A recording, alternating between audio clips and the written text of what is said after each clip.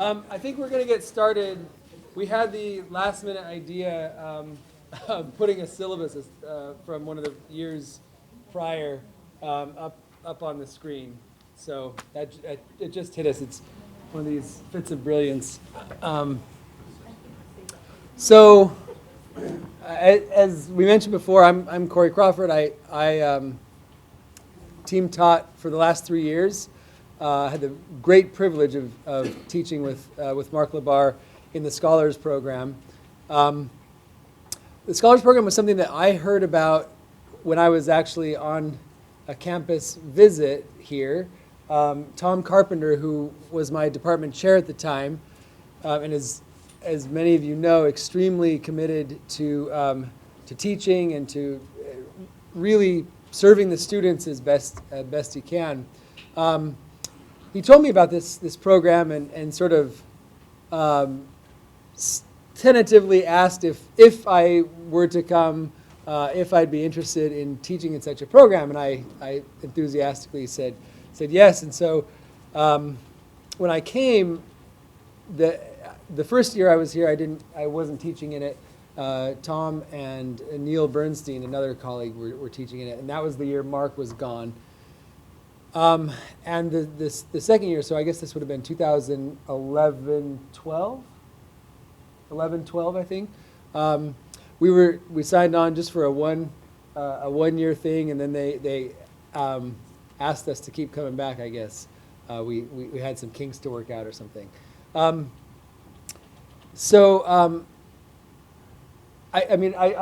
guess you've all heard about how the program was structured.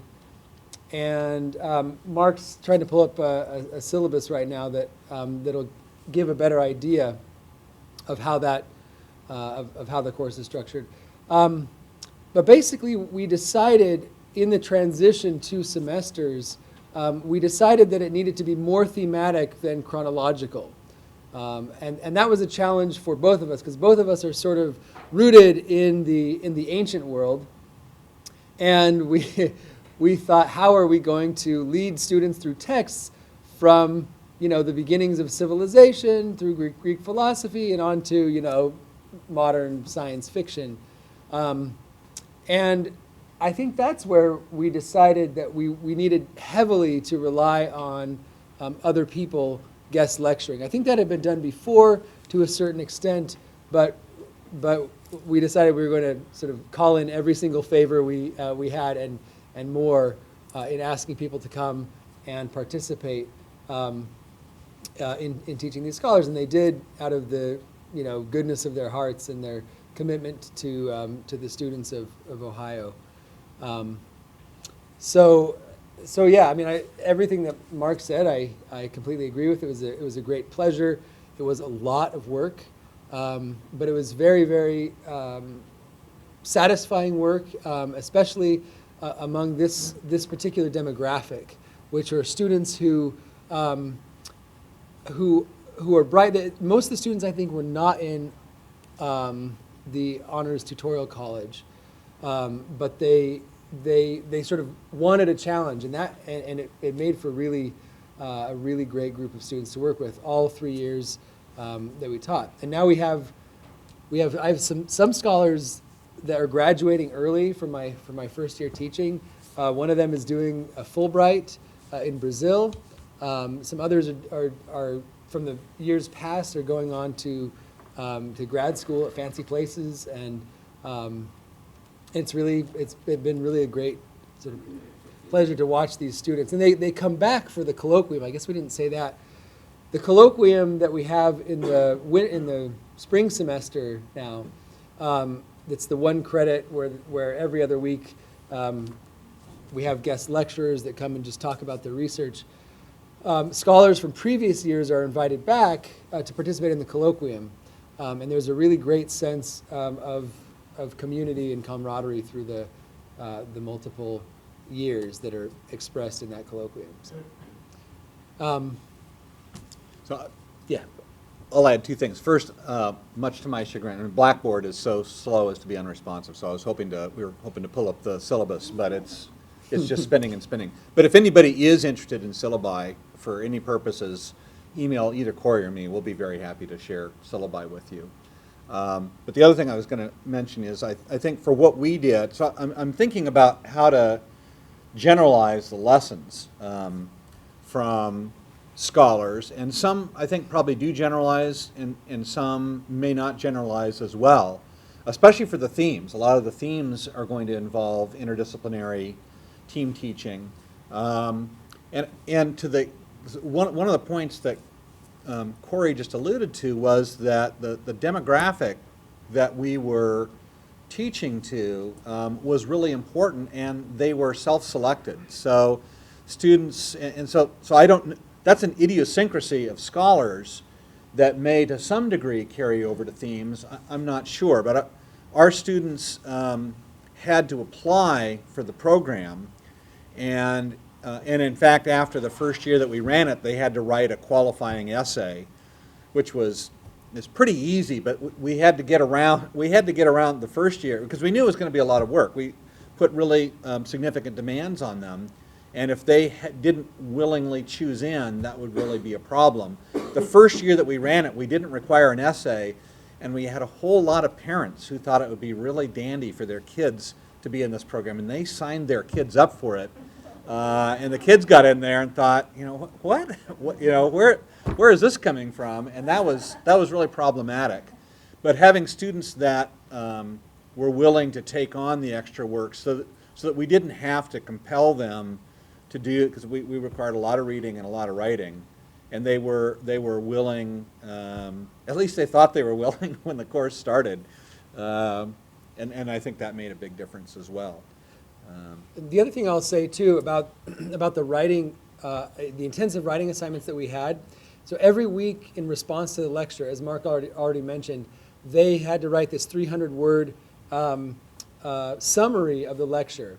And up front, again, we not only did we front load the work for ourselves sort of in the summer going into the class, but we put a ton of effort into those first weeks of writing in sort of establishing the standards by which the students were going to be graded, the expectations that we had of them, and they were extremely frustrated with us at the beginning. And we kept telling them, you know, it's going to get better, it's okay, but you are 2 words over the 300-word limit. It needs to be under, 300 words or under, or 10 words, and they kept saying, really, you know, but those were occasions for us to talk about the purposes of the writing assignment and for really working with them on specific writing skills.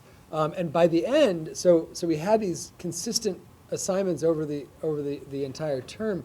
So we had 2 term papers, a midterm and a final. We had two essay exams, a midterm and a final. So there was just mountains and mountains of writing. But by the end, we could see dramatic improvement. We could see their abilities to sort of assess lectures. There were, very, very good lectures and very well organized lectures, and other lectures that weren't so tight, I guess. And the students were able to sort of filter out for some of even the professors' maybe infelicities because they were honing these skills and our own. I mean, some of these were sort of my own lectures. But that was another great, I think, benefit of the course, was the ability to sort of chart that, which I'm not able to do in all of my courses that aren't as consistently writing intensive. That's a feature of team teaching as well, which is, to a certain extent, you can load shift. So, if there's really parts of the term in which you're going to be buried with other stuff, if you have a willing collaborator, offload, and so Cory will pick stuff up this week while I'm doing midterms, and then 2 weeks when he's doing his midterms, I'll pick up a heavier load. Yeah, it's harder to do that. Yeah, we did that a lot. Jackie. When you all were teaching the scholarship program, did both of you and also the English professor, did it count as on-load teaching, or was it half the course, or how did that work? So the question is, did it count as, when we were teaching, did it count as on-load teaching for both of us? I'll let Mark respond. I think he knows better. Well, yeah. I think So it did. it was for me. So it was on load. Dave Wanzik is actually not tenure track, so he has some kind of specially funded thing. So I'm not sure that he doesn't have a contract load. So it's not relevant to him. But I was, and I don't know what the arrangement is with others. I was also, but I think that in the future, what's going to happen is there's going to be a buyout. Maybe they started that this year. There's going to be a buyout for the people that are teaching, or at least that's the hope. I don't know if we have any deanery in here, but yeah. So there's going to be a buyout and maybe even some compensation for the preparation going into sort of ramping up for the course. I think the idea is we're going to try to have people teach these in 2-year blocks, so that you develop a syllabus, you line up your guest speakers, and you'll do that for 2 years, so that it's we're not always reinventing the wheel. Yeah. What did you try that didn't work? What did we try that didn't work? What didn't we try that didn't work? We had some readings that didn't work well, and very often it was readings that we thought should work really well.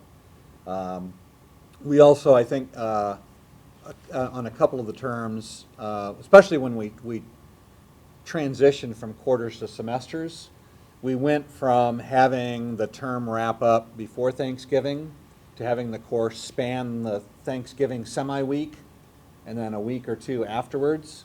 And the first time that we did that, which was 2 years ago, we had really substantial readings Thanksgiving week and the week following, and that was just, I mean, in hindsight, you can think, what were you thinking, expecting people to read whole novels in a week, after Thanksgiving.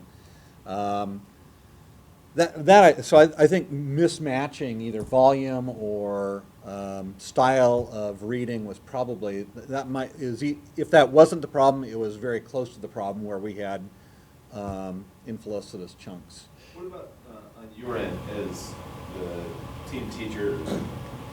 So in terms of management of the class, et cetera, not necessarily class content, but your approach, I guess. What didn't work with our approach in the classroom and class management? For me, it was sort of, it just depended on the week. In those weeks when the students were tired, hadn't done the reading, or it was maybe a reading that they weren't as familiar with. So we had things like, Frankenstein, which many of them had read before. We had Plato, and one year we read the Iliad in the summer. One year we read the Odyssey. That is, we expected the students to begin the class having already read the Iliad or the Odyssey. And did we do the third year? We did Beowulf. Mm-hmm. Third year we did Beowulf. So many of them were sort of familiar with some of this literature already. In the less than familiar weeks, sometimes the discussion could get sort of bogged down or stall, I should say, in if we didn't have the right kinds of questions prepared. So I discovered that I needed to think very sort of carefully about what kinds of questions would get the students interested in discussing. And a lot of times it meant bringing in, pop culture or sort of modern issues that were being explored in these. I mean, it's all sort of basic teaching kind of stuff, right? But issues that the students were more familiar with, and that would help sort of get us out of these doldrums, I guess. That's certainly, for me, the biggest challenge in it was getting students engaged in discussion. And where they felt comfortable with the text, it was easy. If it was challenging text, it was really hard. And I don't think that I was necessarily successful at it. I should You plan an individual session together and say this is what we're targeting, or was it just kind of an ad hoc thing? Would we plan an individual session together? This is a good time to say I think it's relevant to mention the structure of the course, right? So we had when we transitioned to semesters, it was tricky because of this weird Monday, Wednesday, Friday 55-minute, Tuesday, Thursday hour and 20-minute. So in the previous iterations of the course, it was a, what was it? It was an hour a day for 4 days, basically. Yeah, it was five hours, right, yeah.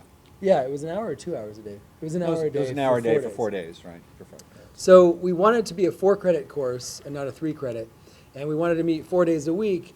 So we had to get a Monday, Wednesday, Friday block, and then a Tuesday, Thursday block. And the Tuesday, Thursday was the only one that really allowed for a full lecture and then some Q&A afterward. So in the quarter iteration, we had a Monday lecture followed by Tuesday, Wednesday, Thursday sort of discussion and writing.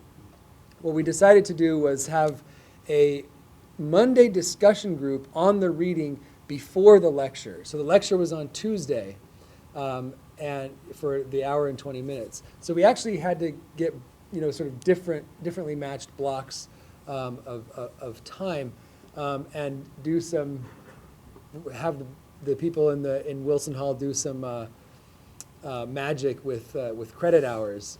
And then we had so Monday and Wednesday were the 1 hour discussion sections. So we had one discussion that preceded the lecture, and then we had the lecture on Tuesday, and then on Thursday was the writing sort of workshop that was run by Dave. And I think Dave didn't do that every single week. There were some weeks where he would say, we need a down week. So that's how it worked. And would we coordinate? Sometimes we would coordinate by email. Sometimes we would come out of our discussion sections on Monday and say that was horrible, and it was sort of almost always, I think, equal that we had the same experience. And so then we would put our heads together and say, okay, what are we going to do for the Wednesday discussion? Let's see after the lecture, and then we'll circulate some good questions, and that, I think that usually helped. The Mondays were sections. You had 2 sections, and you both led a discussion group in each section. Yes, it was divided into sections. Right. And then the lectures were common. plenary. Right. Exactly. And would you both be in the classroom for the lecture, or Yeah. would you take it in turns? Yeah. We no. were both in the classroom for the lecture. Yeah. So the lectures were really supposed to be the anchor for the week, and the one of the biggest coordinating challenges was on the weeks when neither of us was teaching. We had somebody teaching a text that neither of us knew, and that lecture wasn't happening till Tuesday. So we had an alien text and an alien discipline, and and it's alien to the students, and we're supposed to lead discussion of it on Monday. Mm-hmm. And that was when the panicked emails, Sunday night, or what are you going to do? I don't know. What are you going to do? Well, what about this? What about that? And so that was really probably the hairiest moments of coordination. When either of us was lecturing, when Cory would do his stuff, I know who to ask for help on things to introduce and lecture and vice versa. But when neither of us knew, it was a little bit The other thing that we did, yeah, it's true. The other thing that we did was we had many of the lecturers, not all of them, prepare a 1-page handout for the students with reading questions, and things to think about, sometimes images that they would sort of go along with the text, and we would crib from those, right? Sometimes we would start with those and say, okay, these were the reading questions that were given to you, how do you answer them? And sometimes I will confess to letting the students react on the Monday mornings, letting the students react to the reading, and then sort of going from there. And it wasn't just because I didn't have an idea where to start, but I wanted to sort of hear how they were engaging it, and then we could sort of craft a direction on the spot for the discussion. So there was some, I guess, flexibility in all that. cool. For those of us who are not in arts and sciences, I'm afraid I'm not entirely sure what type of course you're talking about. I've never heard of the Scholars Program before. Could you just elaborate on that in 300 words or less? Is this a course? What is its title? I may not have been paying adequate attention at the beginning of the panel, I'm sorry, but I have heard of Beowulf, though. So There you go. So that's a word we can save. Or repeat the question. Yeah, Right. So the question is, what sort of course is this? Where does it come from? Yeah, it's a one-off. So far as we know, nobody else has done this. I think the best way to explain it is to explain the motivation. Part at least of the motivation was to attract a demographic of students to OU that were interested in coming to do hard intellectual work instead of to drink. That was, I mean, that's what we talked about, was wanting to get students that were here because they were interested in big ideas, right? So a lot of our readings engaged big ideas. It's interdisciplinary, so that sort of forecloses doing the kind of careful development of topics that you get within disciplines. So we're sort of committed to big questions and interdisciplinary approaches to them with students that we're trying to lure, and one of the reasons why the program has been successful, why it's attracted support within other elements in OU, is because it has succeeded actually in attracting, and our retention level is great. It's much better than any comparable demographic for incoming students at OU. So both for attraction and retention, it's worked out really well. And I think then the students also, though they've bitched and moaned at various times, I think even those that ended up thinking, yeah, what do I care about Frankenstein, they have gotten writing skills that they have appreciated the benefit of down the road. So, I mean, that's sort of an amorphous answer to your question, but it was really a course that was designed to serve an institutional purpose more so than a particular scholarly purpose, if that makes sense. And so it looked at texts, primary source texts from initially, as Mark already said, from ancient, medieval, modern periods. But the idea was to introduce them to the life of the mind, right? To big questions, to hearing academic lectures and being able to distill from those lectures the main points, the arguments. And Tom Carpenter told me that they struggled, and Tom Scanlon can speak to this, I'm sure, struggled with the name. What do we call this? And in the end, it was Scholars Program, because teaching them how to be scholars, and also to try to get them, also like Mark alluded to get them before they figure out that they don't have to do any work, in their classes. To try to sort of skirt the readings and stuff, but there's a real pleasure and payoff in sustained attention to these texts, this material. Tom, did you want to add? I was going to add, the original vision was actually to have a 2-year program, and we quickly realized, and so year 2 was going to move. Year 1 would begin in the humanities, end in the social sciences. Year 2 would begin in the social sciences and end in the sciences. And what we realized very quickly was that the census was tailing off very rapidly. So we'd have 60 kids in the class in the fall, maybe 40 in the winter, and then 20 or fewer in the spring. So they were essentially voting with their feet. And I think some of them probably left because they were tired of doing that much work, probably. A lot of them, though, had very complicated, these are kids that are doing double majors, minors. They had a lot of other competing interests, and so their ability to schedule this class for, we realized if we were having that kind of a profile in year 1, that the year 2 wasn't really gonna work. We still are struggling, I think, we would like to see the program include more social science and science stuff, and we're working on that, probably through the colloquium mechanism. Although I'll tell you right now that if there's a social scientist or a scientist out there that wants to step forward and teach the fall class, we are happy to welcome them. But anyway, your question is actually the question that's been the most difficult to answer for prospective students and parents. So what is this program? It's basically, as it turns out, one course, but it has this enormous impact on them. So our retention rates, they have to have a minimum ACT score of 25 composite to get into the Scholars Program, and then they have to do this writing sample. They have to answer an essay question. I think the retention rate for that is somewhere, in the university population at large is somewhere, for that cohort, is somewhere around 80%. We are at 95 or 8%. We're in the high 90s. So I don't think we can claim all the credit for that, but we we are obviously attracting students that are, committed. And so it's been a very, so the structure of the program, I think, is very different from other team teaching that we may be doing at the university in the future.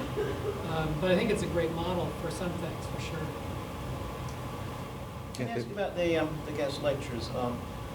What was the amount of continuity from year to year, or were you each year going out in search of new guest lecturers, and how much time did that take to put each class every year together?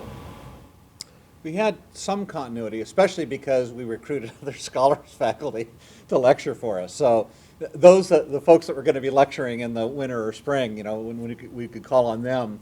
But other than that, Joe McLaughlin taught, I think, every year. He did Frankenstein for us. And so we had some people in. Tom taught a couple times and then off a couple times. So part of it is a matter of not wanting to go to the well too often with people, because there's no compensation for them. They are coming in and basically doing a cold lecture to students that they don't know. We always invited them to come to the discussions, but for obvious reasons they had other things to do. So I always thought that it was a pretty generous thing for them to do, to just come and do a free lecture. And so I think we didn't want to burn them out. But also a lot of and Tom was talking about the competing demands that the students had. The faculty that we wanted are also, these people that would be willing to do this, they're also have other faculty demands. They're in demand elsewhere in the university for not only their own courses, but being involved in other programs. So we had a pretty significant amount of turnover. I would guess a majority turnover, wouldn't you say, every year, apart from our own lectures? Especially from 2 years ago to this year, I guess last year to this year, we had a lot of turnover. And I will say about that too, I remember we sat down as we were asked to sort of do the transition. We were the ones who taught it last on quarters, and then they asked us to sort of retool it for semesters. And I remember we were sitting at CASA, the three of us, going, okay, how are we going to do this? I mean, it obviously has to be thematic. What kind of theme could we sort of articulate to give us this broad range where we could include the sciences as much as we can, and for as many scientists as we sort of know and could strong arm into coming. And it was Dave Wanzik actually who said, he slapped his hand on the table and said, "Gods and monsters. Let's sort of think about what it is to be human by sort of by how history has treated the fringes." And so that was sort of a loose theme that unified these. So we had Frankenstein, and we had a Philip Dick short story, and we had Gilgamesh and the Bible and various ancient Greek philosophers. The Iliad and the Odyssey. Iliad and the Odyssey. Yeah, and then this year we did Becoming Human, or Being Human, and we had people talk about evolution, and we had Charlie Morgan come from sociology and talk about race, and it was really fantastic. And I think that, at least for me, in discussion sections, it allowed us to go back to that big question. Okay, so what does this particular reading have to tell us about how we understand ourselves as human? And that was useful too, to be able to sort of, zoom out and ask the bigger question. And I think that was really helpful for students. And that's what sorry, one last comment, and then there's other questions.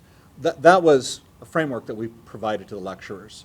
So we gave them the syllabus, we gave them some background on what the course was doing, but so they could look and see, oh, you've read this, and so when somebody's giving a talk on Darwin, they can see, okay, well, you've read these other pieces, so I can make such use of, or you've had no exposure whatsoever to biology in this course, I'm going to have to do that from scratch. So we tried to provide them with a framework for what the students had read. You just kind of touched a bit on what my question was. So I'm teaching an intro course in the spring where the hope is to eventually get it to a team teaching model, but right now, because the funding isn't there, to just have myself go out and try to wrangle guest lecturers. And I wonder if you could speak more about your criteria and your thought process behind making sure the guest lecturers aren't creating a discontinuity or a distraction, and making sure they're actually providing kind of a multiplier effect on the student's experience. The question is, how do we get the guest lecturers sort of on board with the bigger project? Or even when you're choosing them, where to slot them in and kind of create some sort of narrative, line through the course instead of just, okay, all of a sudden here's something totally different happening for the students. Yeah, how do we arrange them into a sequence? I mean, like Mark already said, it was very much a question of who can we get, and within that sort of set of people we thought we could ask, their sort of expertises and the things that they would bring to the table, that we sort of allowed the course to form around and out of that. I mean, I can't think, were there ever people we said, oh yeah, we'd really like that person, but they don't fit? I don't think we did that. so, no. Yeah, a lot, most of my recollection of how we got there was originally thematic. So I'll give you an example. With the 2 years ago with Gods and Monsters. So I do moral philosophy, and I think, well, it's really easy to think about Cyclops and, Beowulf, chopping up Grendel and so forth. But I was and am interested in moral monstrosity, right? If you want moral monsters, there's your Nazis, right? We got to get some Nazis in this class.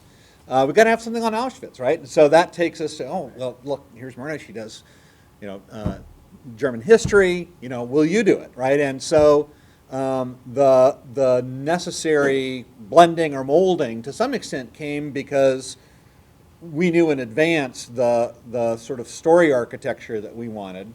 We fit with other elements, the tech, but we talked to her and said, well, we're sort of interested in you talking about Nazis, are you interested? Can you recommend a text? And so trying to get texts that are manageable and accessible to students and of the appropriate length, that was a real job. And she said, yeah, how about survival in Auschwitz? We looked at that. Yeah, let's go with that. So that's, maybe I remember that because that seemed to me like a real success case. But to where we went from sort of the big picture to thinking, well, what sort of sub-theme might fit, to how can we address that? Bam, here's somebody that's a great lecturer, does this stuff. She was willing, away we go. Yeah, and in some cases we did. We asked our friends, in other departments who could do. In fact, that might be the case with Myrna. Yeah, or I think it might have been. We want somebody who does the Holocaust. So, and they graciously agreed to participate. We wanted somebody who did race, and I happen to know Charlie, and so we asked him. And we wanted to incorporate Darwin this last year, and so again through channels we found John Howell. So yeah, I guess it was a mix of people we wanted or subjects we wanted and people we knew would be good sports. And in general, yeah, I think part of their being good sports was that they appreciated what we were trying to do, and so we'd say, look, this is where we're doing it. We're sort of situating it between this and that. And I think without exception, they're all willing to say, okay, well, give me that and I'll frame my lecture that way. We didn't have anybody who said, to hell with your aims, right? You got me to teach this book. Here's my lecture on that book.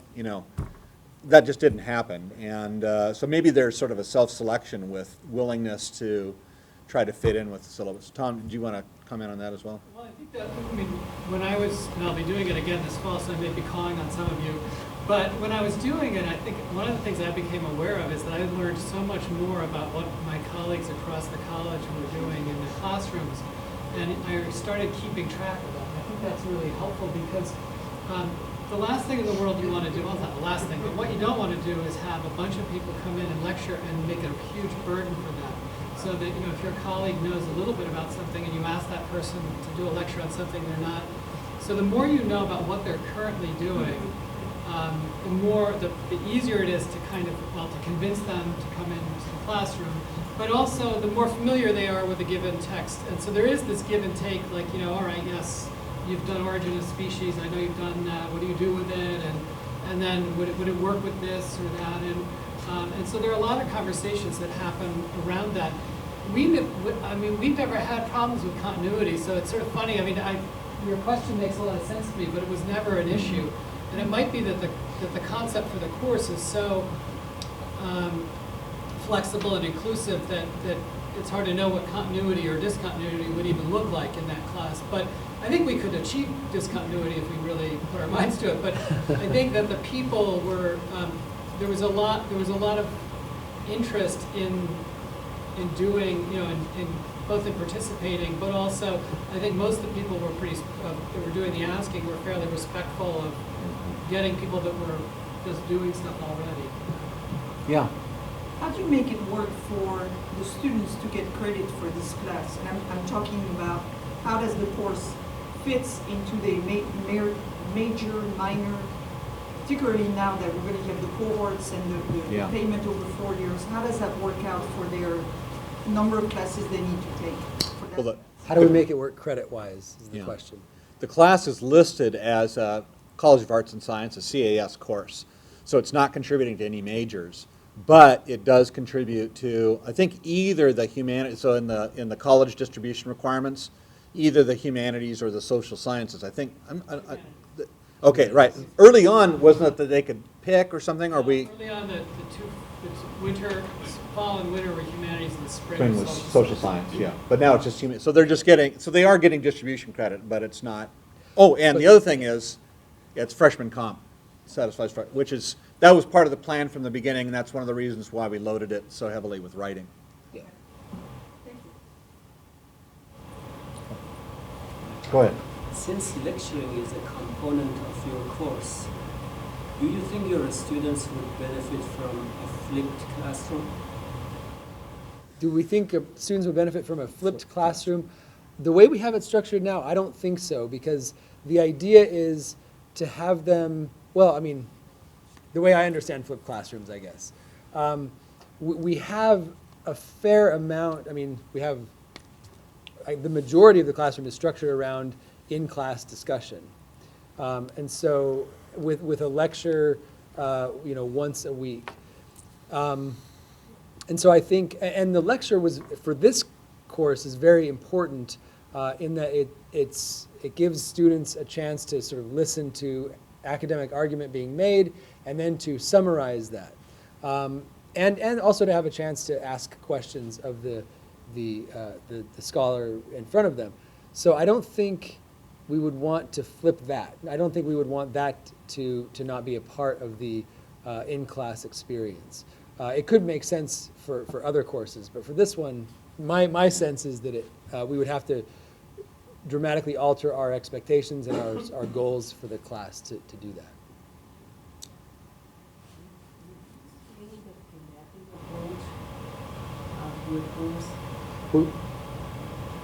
Would we explain the thematic approach of the course?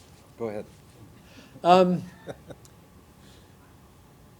Well, again, I mean, it started from the vision of having students read primary sources, right? Read foundational texts in whatever, whatever discipline.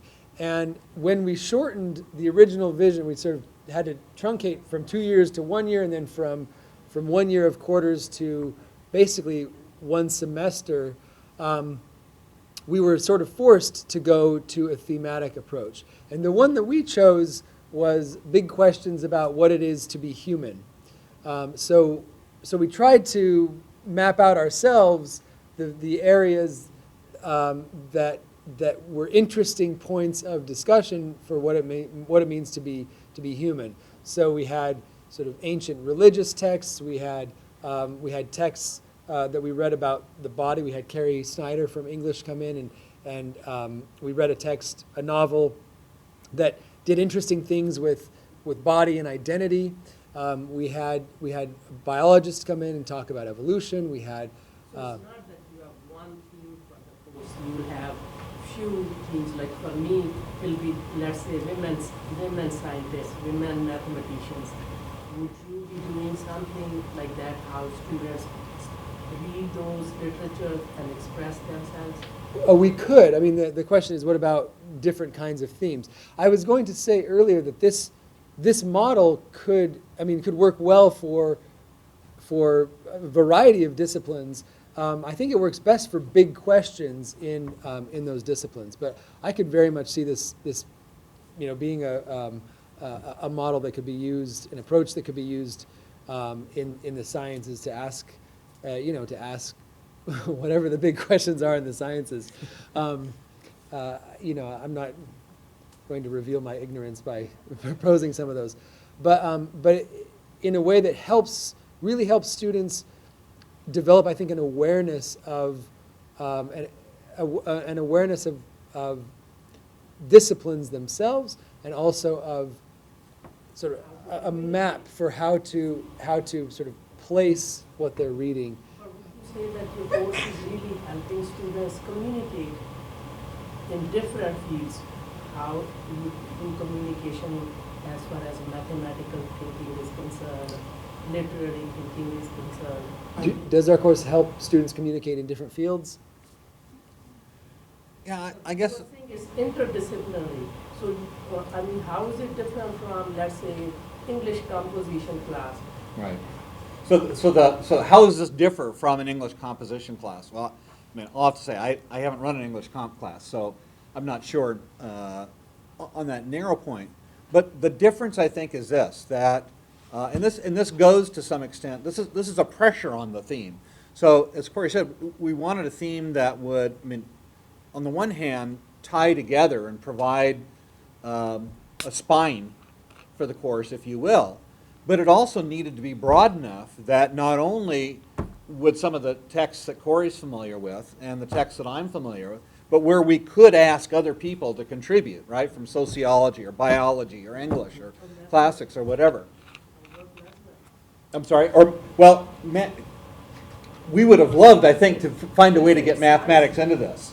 As Tom was saying, that one of the challenges that we've had, originally it was supposed to be a course that was going to provide an excursion, and I think also the idea is sort of a common vocabulary across humanities and social sciences and natural sciences. And we've been running it now for 5 years, and I think we've done a reasonable job in the humanities, some kind of job in the social sciences, and we've pretty much completely failed to integrate the natural science. I mean, biology, I think, is the only, that's 1 in 5 years where we've had really somebody whose academic field is squarely in natural sciences. And that's a life science. It's not hard sciences. It's not even mathematics. So I think we have, the answer to your question is we don't know how to do that. At least we haven't demonstrated that we know how to do it. And that's a challenge that we wanted to take on and never have figured out a way to solve. So, which is one of the reasons why we'd really like to have folks from the sciences pick this up and find ways to come at questions that can deploy a whole bunch of other forms of knowledge and communication. Yeah, one of the things that I would have liked to, it even strikes me now, Mark has a colleague, Robert Briscoe, who works on perception, right? And that would have been a way to integrate, hard sciences into our examination of what it is to be human. And we had 14 weeks, right? We had 13 and a half, I guess, lectures with this odd Thanksgiving week, which disrupted our usual weekly sequence. So we couldn't do everything, and we couldn't do everything that we would have liked to. And if we were doing it again, we're both so distraught that we're leaving Ohio. I for next year, and Mark for good. But but if we were doing it again, we would probably work harder to incorporate those. It's a desideratum. I'm not sure how to hit it. Yeah. Yeah. Sorry. Go ahead. Okay. So I'm trying to figure out how to word this question so it doesn't sound awful. So you've described, sounds wonderful actually, a course that is focused on recruiting a certain caliber of student as those of us that are working in the themes, of course, would love to work with only students of the kind of caliber that you're describing. But in the intro course, at least in the context of sustainability, we'll be casting a broader net. So I'm wondering what your advice would be about how to take the wisdom that you have from your experience, but apply it in a different context where you really won't have the privilege of working with that caliber of student. That's a great question. So how does this apply to the broader OU demographic as opposed to this self-selected group? And I think that's a great question. One thing I would say for sure is that the demands. I mean, I wouldn't expect most OU students to do the volume of reading and writing that we've asked them to do. But putting it more positively, I suppose in this respect, it wouldn't be different than what I think is, what I see I'll let Cory give his own response, but just internalizing this question. I think I face that question facing the general OU demographic in intro classes that I have in philosophy. And a part of what I try to do is to get them to buy into, roughly speaking, the aims of the class in order for them to think, okay, there might be a payoff here in my actually engaging in this in some way which reflects willingness as opposed to being dragged kicking and screaming at every step of the way. And you succeed with some students and others you don't. But it seems to me it's that I don't know that the dynamic is really different in that way than it is in ordinary disciplinary teaching, except that there's a couple of you or two or three going at it, and I think it would really matter that there be a shared appreciation for what the end and what the payoff is. Because if we don't know what we're doing, the students are sure not going. If we don't see the value, the students sure aren't. So I would say that would be sort of the highest priority. The thing that I would try to leverage, and if everybody knows what the themes are, it's an initiative in arts and sciences to sort of organize general education requirements. And the thing that I would try to leverage in themes is the self-selecting nature of the themes, because the students aren't required to sign up for themes. And so if you have a group of students who have selected to pursue sustainability, then I would use that, right? And say, try to convey to them that what you're going to try to do is to sort of help them, help them sort of develop, a deeper understanding and knowledge and skill set when it comes to sustainability, and overtly, structure your course so that they will be emerging from the course with these skills that'll help them, and then so that when you say we're going to make these demands of you, it's clear why. I would approach it that way in themes, and I'm a theme leader also, so I'll be doing that in my own theme. So we in mechanical engineering are dealing with a burgeoning student population. And so one of the reasons we're thinking about trying team teaching is to not necessarily split loads well, because you're never going to get like a 50-50 split. It's always going to come out to a little bit more. But we're looking to at least be able to distribute the faculty that we do have, because we can't just hire new faculty immediately and wait to see if this is a sustainable trend. But so we're trying to figure out how we can have one faculty member teach a little bit over here and then move over here based on the needs of the content of the course, because we have kind of segmented areas of experience, so to speak. So can you speak to the efficiency of this process in terms of time invested, effort invested versus what it would normally cost one of you to do this course versus the team teaching approach? Was there a benefit? Was there a cost? What was that like? So is it overall a burden or a benefit from the standpoint of teaching load? Workload, yeah.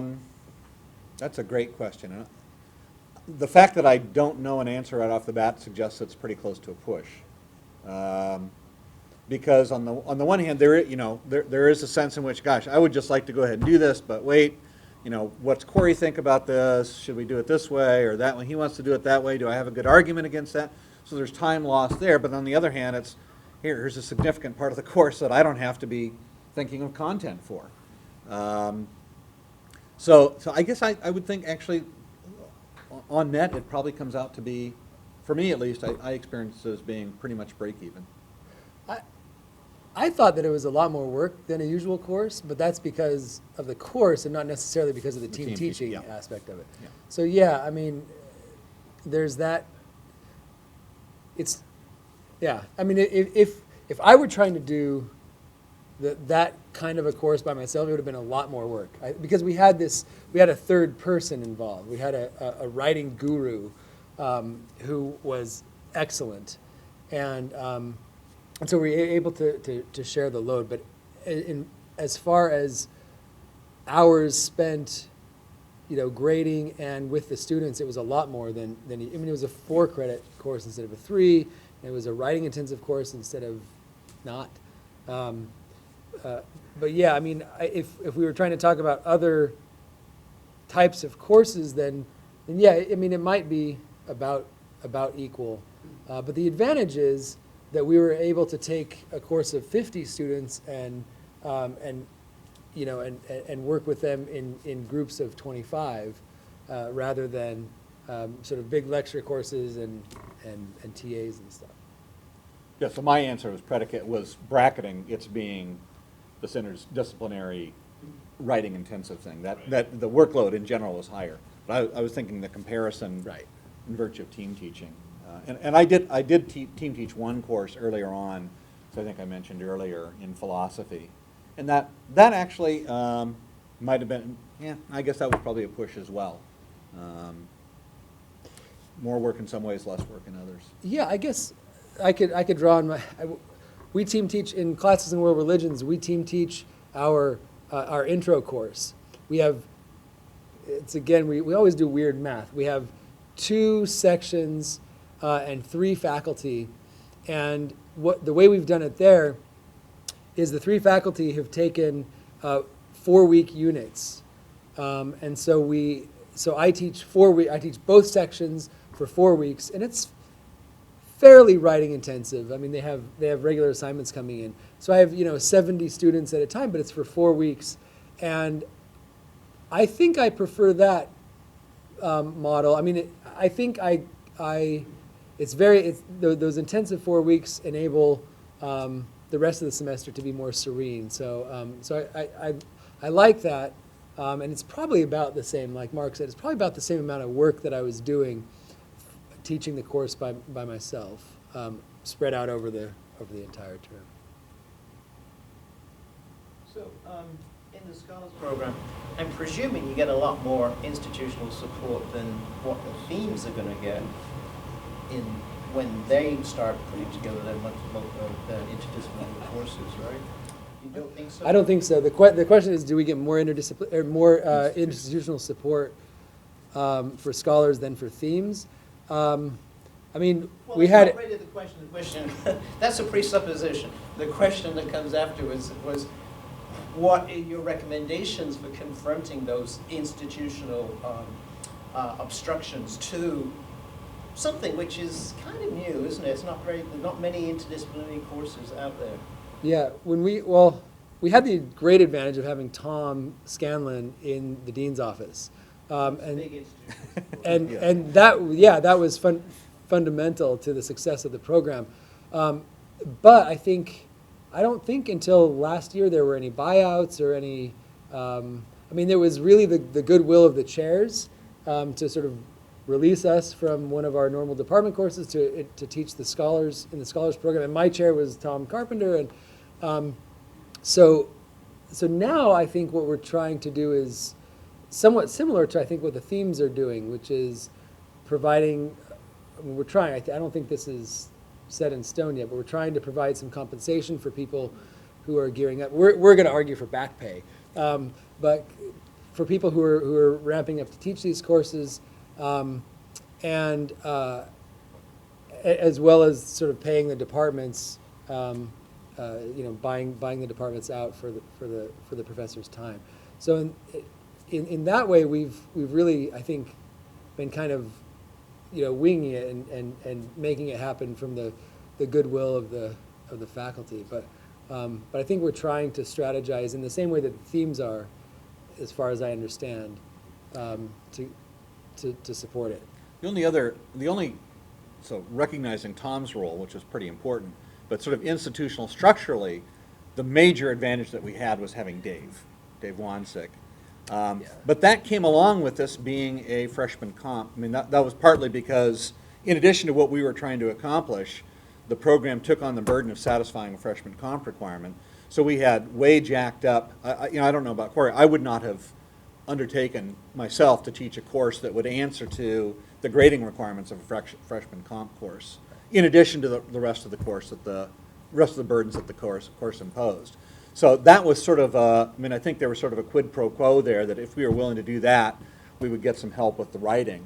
But other than that, there weren't real, we didn't have, and the occasional pizza party. We haven't had additional monetary or other institutional support, apart from people's willingness to sort of cheer us on. We did have a little bit of administrative help with Jamie Dewey, who is the Classes in World Religions admin, and she would there's coordinating the emails and the writing samples that are coming in, and then distributing them to the faculty to approve. So there was that, but again, it was it wasn't.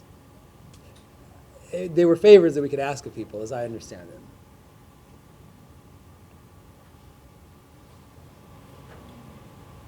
Teresa? It's the two questions. One, I wanted to know how you handled the grading when you were talking about, did the writing instructor do all the grading? And how did you work between or among yourselves? And did the guest lecturers assign assignments, and who did that grading? So a big question about grading. Then a question about thinking of our own interdisciplinary attempt at putting together our food studies foundational course for next year. This question, relying on favors or relying on guest speakers and not having Tom, how are we going to make this work and be sustainable? So that's kind of a set of questions. Mm-hmm. So one question is about how we manage the grading. Yes. The other is, if we're talking about trading in on favors, making this sustainable. Do you want to take a shot? Well, sure. With grading, I would say that. So what we did was we tried to divide the grading such that we weren't all taking the same set of students all the time. So, I guess we should talk about individual work with Dave Wansick, the writing guru. So he would take half of both of our sections every week, and then the next week he would take the other half of both of our sections, so that we were sort of constantly grading. We had a shared Gmail account. So the students didn't know until they got their grades who would be grading them. But we also, as Mark already mentioned, we tried to calibrate, and we found that we were all very well calibrated because the expectations were clear, right? Because the rubrics, if we call them that, the rubrics were clear, and we feel like we all applied them fairly evenly. And yeah, we all created the rubrics together. Effort. And we also had a couple of years of practice. We did it over 3 years, and we got better at it. Yeah. That helped too. So when it came to exams, I think Mark and I graded all of the papers ourselves. When it came to exams, we would divide it up by question. So if we had 4 questions on the exam, Mark would take 2 for his whole section, I would take 2 for my whole section, and Dave would take the other 2 for all of the students. And that's how we worked it out. And I think it was very fair across. And like Mark said, we never had complaints about one being much harder than the other. And I think when we had final the final grade distribution across the sections was fairly comparable as well. As, Did we make the exam collectively? Yes. We all supplied 3 or 4 questions, so we had a pool of 12 questions, and then we decided together which ones we liked the best, which ones gave us the best spread, and I think on the exams we gave the students all of the questions, all 12 to prepare. And then we selected 4 of them, and they had to write 3, I think is how it usually worked out. as to the sustainability question, Teresa, I think that's an interesting question to see how that will play out going forward. But so at the same time that the themes program is broadening the demand for faculty, especially willing to do guest lectures, I would think it would also be broadening the base of people to whom quid pro quos can be exchanged, so that I would hope that there would be a sort of reciprocity of people involved in themes, that we'd be willing to help each other out, precisely because if we're in the business of putting together syllabi and trying to figure out where we could really use some help with guest lectureships, we'll really appreciate that it would be helpful to have, you know, somebody coming in and covering a course here or there, but by the same token, meaning, you know, that means I should be available to help out as well. So I think time will tell, but I would sort of think reciprocity would be the key, and it doesn't seem to me that it would necessarily be that much worse than what we experienced, which is not to say it's easy. It took a fair amount of work to, you know, and people have, you know, this, you really want this text going in this week, and oh no, that week they're at the conference, and so what do you do? And, you know, so there's a lot of juggling around, but by and large, I think we were pretty happy with people's willingness to help us out, and so I take that to be a sort of professional and community courtesy.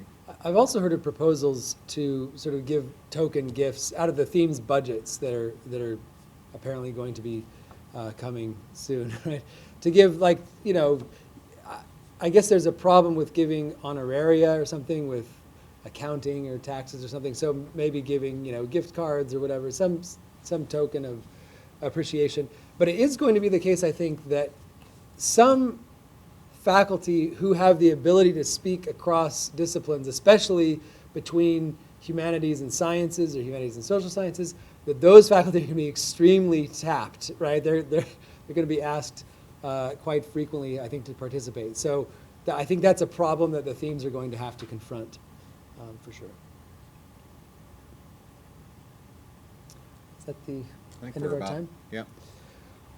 Thanks for coming. Thanks for the questions. Appreciate it.